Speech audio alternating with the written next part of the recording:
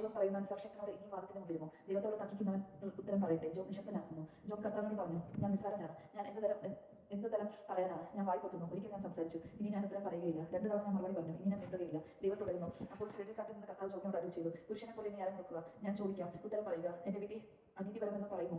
നിന്നെ തന്നെ നീതികരിക്കാൻ നീ എന്നെ കുറ്റക്കാരനാക്കുമോ? നീ ദൈവത്തെ പോലെ ശക്തനാണോ? അവിടത്തെ പോലെ ഗർജനം മുഴക്കാൻ നിനക്കാകുമോ? മഹിമയും പ്രതാപവും കൊണ്ട് നിന്നെ തന്നെ അലങ്കരിക്കുക. മഹത്വവും പ്രഭാവവും ധരിച്ചുകൊള്ളുക. നിന്റെ കോപം കവിഞ്ഞെടുക്കട്ടെ. ഓരോ അഹങ്കാരിയെ ഒറ്റ നോട്ടത്തിൽ എളിമപ്പെടുത്തുക. ഓരോ അഹങ്കാരിയെ ഒറ്റ നോട്ടത്തിൽ താഴെ ഇറക്കുക.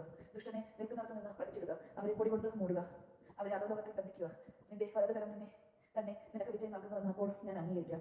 നീ കുതിരയെ നോക്കുന്ന നിന്നെ സൃഷ്ടിച്ചതുപോലെ അവനെയും ഞാൻ സൃഷ്ടിച്ചു. കാളയെ പോലെ അവൻ പുല്ല് തിന്നുന്നു. അവന്റെ ശക്തി അരയിലും ബലം ഉദരപേശികളിലുമാണ്. അവന്റെ വാല് ദേവദാരു പോലെ ദൃഢവും അവന്റെ കാലുകളിലെ സായനായുക്കൾ പഞ്ഞ് ചേർക്കുന്നതുമാണ്.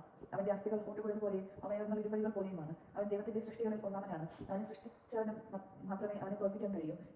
വന്യമൃഗങ്ങൾ വിഹരിക്കുന്ന മലകൾ അവന് ഭക്ഷണം നൽകും. താമരയുടെ കണലിലും ചതുപ്പ് നിലത്തിലും താനയുടെ മറവിലും അവൻ കിടക്കുന്നു. താമര അവന് കണൽ നൽകുന്നു. അരുവിയിലെ അരളികൾ അവന് ചുറ്റും നിൽക്കുന്നു. നദി കലങ്ങി നടന്നാലും അവൻ ഭയപ്പെടുകയില്ല. ജോർദാൻ വായിലേക്ക് കുത്തി ഒഴിക്കാനും അവന് കൂസലില്ല. ആർക്കെങ്കിലും അവനെ കൊടുത്തിൽ കുടിക്കാമോ? അവന് മൂക്കുകയറിടാമോ? ദൈവജനങ്ങൾ നാം കേട്ടത് സ്തുതി.